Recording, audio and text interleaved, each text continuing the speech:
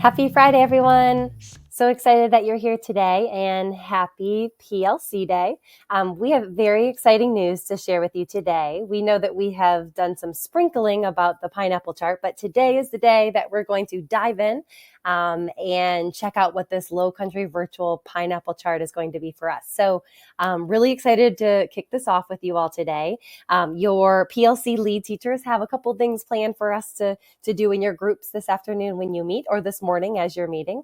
And then also I'm going to be taking you through just a look at what the pineapple chart is and how we'll use it. So before we do any of that, each of you received the link to this document, and we want you to go ahead and just take 10 minutes, and I'm saying like a short, like 5 to 7 minutes probably is more realistic, to just quickly skim through these two articles that we have here. It really helps to, before we just dive into what this is going to be for our organization, it helps just to learn a little bit about the history of the pineapple chart, where it came from, how it's been known to revolutionize professional development and education. One of my favorite articles is the very, very first one that got really popular when pineapple charts really became a thing in education, is here from this Cult of a Pedagogy. So you may have already read that one. However, there is a new one that has come out recently, which really just highlights the work of how successful pineapple charts can be. Edutopia actually has recently highlighted the work that pineapple charts can do within an organization as well. So with that said, just go ahead and take 5 to 7 minutes, skim through those two articles just to get a little bit of information of the history, how it's been used historically, and how then it's been used in education to kind of change things up. There's some key points that are hit on in both of those articles, and we will talk about them here in a minute. So go ahead and we'll pause this and take about 5 to 7 minutes, and then we will meet back here and continue. So excited. All right, welcome back, and thank you for sharing your thoughts there. I hope you quickly realized that this pineapple chart really does speak to what Low Country Virtual is all about. It definitely directly reflects our PLC motto, and we are just so excited to finally be able to kick this off. Each of you already do so much sharing and supporting that this is really just an extension of what you're already doing. So I'm going to dive right into what this is going to look like for us. And being able to show you visually, I think will help you have a concept of what this will look like for us moving forward. And again, this is really just a place and an artifact for us to kind of keep track of all the sharing and supporting that we are doing in a more even intentional way. So I'm going to go ahead and dive right in and show what this looks like. So I'm going to start with going right into our pineapple chart here. So I'm going to open this up. And each of you have edit rights to this pineapple chart. And notice that you don't have to be afraid, because I have locked the templates that I need to remain intact. And so there's no way to edit those. The only thing that you are able to edit is going to be these weeks that are open, where you can go ahead and sign up to put your name and the information that maybe you wanted to show or invite others in to see. So I'm going to go ahead and just really quickly just show this example here. And this, I'm going to remove this example once I share this pineapple chart with you, just because it's really irrelevant, except it just kind of gives you a quick view of what it might look like when it's filled out. And so as you all do have things that you want to share throughout the week, after you pop in the information here, this will be a one-stop place for you to be able to see what's being offered and what kind of visits or quick pop-ins that you could make that week. So one thing to notice, and I'm going to go ahead and make a copy of this page so I don't mess with the integrity of the one that we're going to use starting next week. So each week I'll make a new tab so we can kind of see week by week the type of scheduling and or sharing, I should say, going on.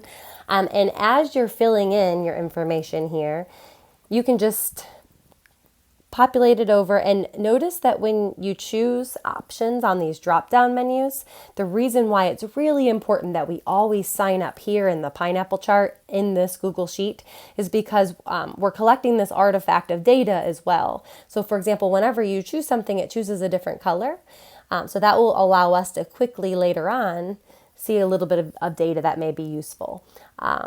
So you have the option when you do sign up, if you are offering people, the welcoming sign of the pineapple, if you are welcoming someone into your classroom, you totally get to choose what that looks like. So are you asking for visitors to come right into your Google Meet live and watch you live?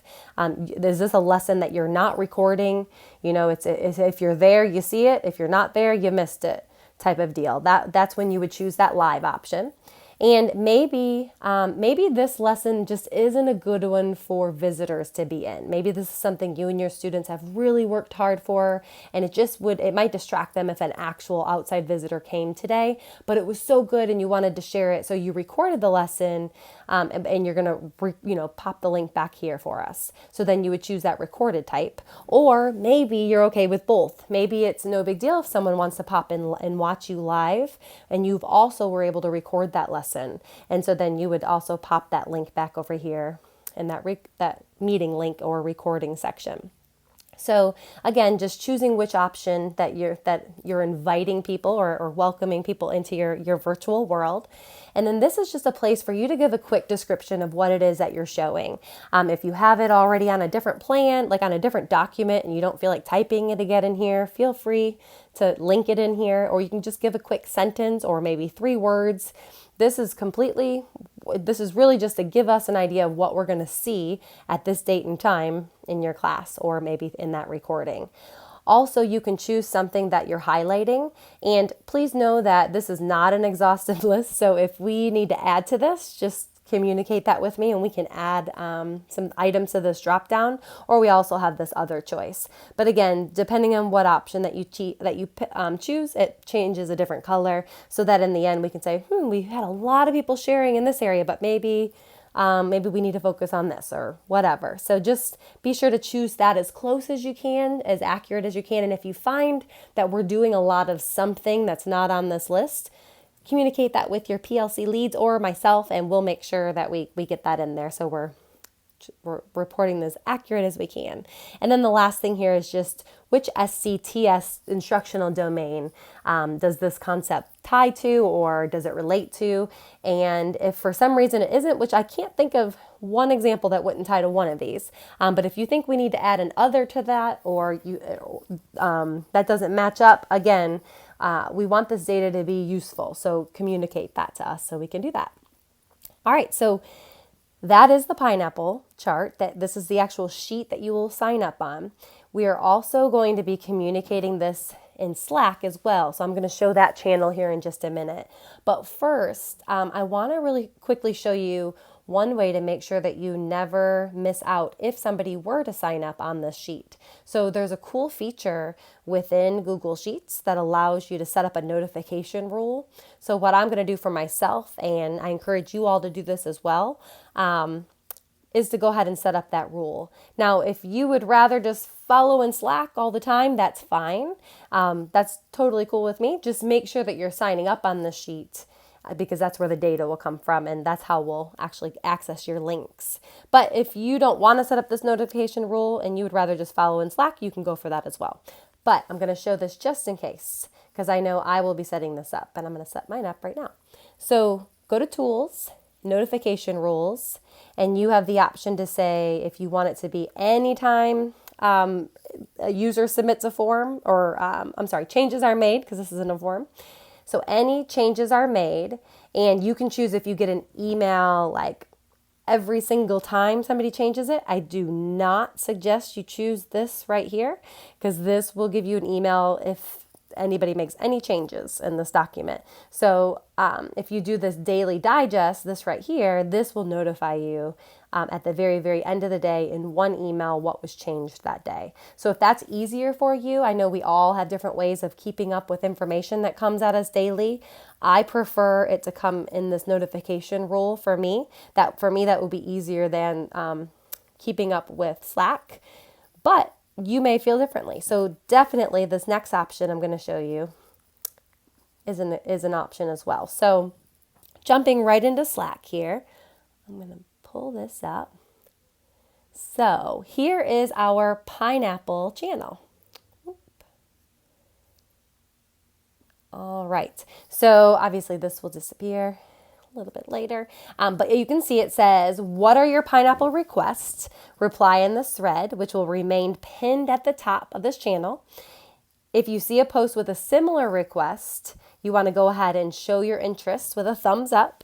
And this will allow people who are going to put themselves on that pineapple chart to maybe tailor what it is that they're showing or doing to kind of meet some of those requests that we're seeing. So this is going to be like our pineapple chart channel that we not only put things in here, it's almost like you could be advertising what it is that you're showing off today. Like, don't forget, today I'm showing how to do Flipgrid and homeroom with SEL curriculum. So it's okay for you to use this as kind of like just a reminder, a constant like, hey, there's opportunities for sharing today. But it's also a place for those of you who want to see something, or I see a lot of times in Resource Share or wherever where you all reply back to each other and go, oh, could you show that? So this will be a great place for when you do see something, whenever it is that you see it, if you want to request or see what that might look like, then go ahead and put that here. So an example of what this might look like is, for example, if I go to this thread here and I had a couple of my friends, thank you, Miss Bledsoe and Miss Penna, for allowing me to have something to show here. So for example, if you did have a request, like Miss Bledsoe was curious about planning and organizing and seeing virtual field trips, and if that was something you were interested in too, you could come here and just give it a thumbs up. Or maybe you're interested in seeing how to get 100% participation in 7th and 8th grade. Then you can go here and give that a hands up or a thumbs up, right? So if we come through here in Slack and people who are, looking for something maybe to show, then these requests might really help. If they see one that has like 15 hands up, that might be something that we can try to get up on that pineapple chart. So that's what we're going to use this thread for in this channel. So just know that when you get to this channel, it's going to be used for many things. We're going to celebrate. We're going to, I'm also seeing us kind of advertising the day of, like, don't forget I'm doing this, but then this is also where we're putting our request. And so in order for that to flow well, I think it'll be great if we all continue to reply in the thread with our requests, so that we'll just have this one thread that just kind of goes forever, that we can kind of scroll down and see which hands and all the fun stuff. So that's the vision for how we're going to integrate that in Slack. And also, this is up here in the actual information of the channel. I'll link in the pineapple chart and all the things as well. So that is the look at the Slack side of that. All right, so back to this. One thing I forgot to mention a little bit ago, and it actually ties in better now anyways, is each and every time you visit someone. So if you go to the Slack channel and you see someone saying that they're offering their class today, or you go over here and you see there's 3 visits or 2 visits or 1 visit that works for you today. After you go and visit someone, be sure to take just a minute to submit the feedback form. And so there's a reflection form actually linked in right here. And when you open it up, it's very, very simple. And I'm opening this to show you so that you're not, so you don't feel daunted by this. It's really quick. It's your, which in fact, that's collected automatically. That shouldn't have to be there. I'll fix that. But you're going to put your name, what grade level do you teach, and what the name of the person that you visited, which is simple, the grade level that you visited, the date and the time, the content area, and then the big thing is really what was your one takeaway, and this right here is actually a different layer that we're not going to do yet. That's why they are not, they're actually set to optional. So this observe me layer is something that we're going to add on a little bit later. So when you do submit these for now, you can just ignore those. And I'll actually put in parentheses, ignore for now, so that we don't forget. So that is where you'll find the feedback form. So just don't forget after you go and visit. So it should be easy to remember because it'll be right next to where people are signing up here. Don't forget to go ahead and give them some feedback. And so another neat feature is that whenever we do start to give each other feedback, it's all the responses are linked right here in this sheet for us so that we'll be able to see the feedback that everyone was giving each other. So I feel like we can grow from everyone's thoughts and ideas. And if you take the time to give someone some feedbacks or a takeaway, that might be something we all could find use in. So we'll all have access to those responses there. So one other tab that you see here, this is really just a quick one-pager of reminders of how to do this and how to sign up and how to make sure that you do not miss somebody else who is signing up. So quick little reminders here, and it actually links to this sheet, which gives us the breakdown even further. So this is going to be if you do forget, how to sign up, or if you forget how to make sure you don't miss if somebody else has signed up. All of that information is linked in here for you. So there'll be a quick video here that shows you basically chunking what we just went through in this video. So also, as far as a kind of a goal of how many times that you should be pineappling, or we would hope that you would be encouraged to pineapple.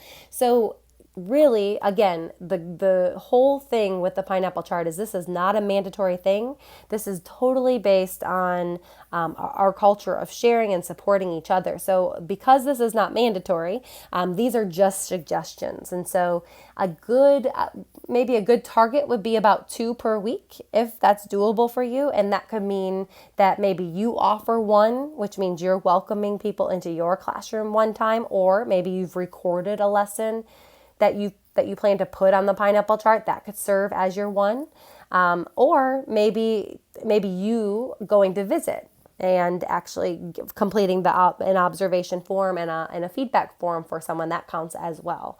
So there are basically just 2 instances of either of those. So you could do a couple different scenarios here. You could do a pineapple visit sign up and an observation, or maybe you do 2 observations or 2 sign-ups. So totally up to you, just some options and suggestions here. And obviously going up to Grande and Venti there if you're really rocking it out and you have that extra time in the week and you're able to do more. So just quick little reminders there. And again, this will just be that place that instead of going back and trying to find through this big video how to do these things, there'll be short little videos here on how to do that. All right. So the last thing I wanted to show is this each week, once we start to do this week after week, we'll start to have too many tabs down here at the bottom. And so because I want it to be really easy for us to scroll to some of these other things that we might need to get to. So after a week or 2 out, usually about maybe more like 3 weeks out, I'll start to hide some of these sheets. So if you for some reason come in and what you did isn't there, it's okay. It's still there. I'm just going to hide it like that.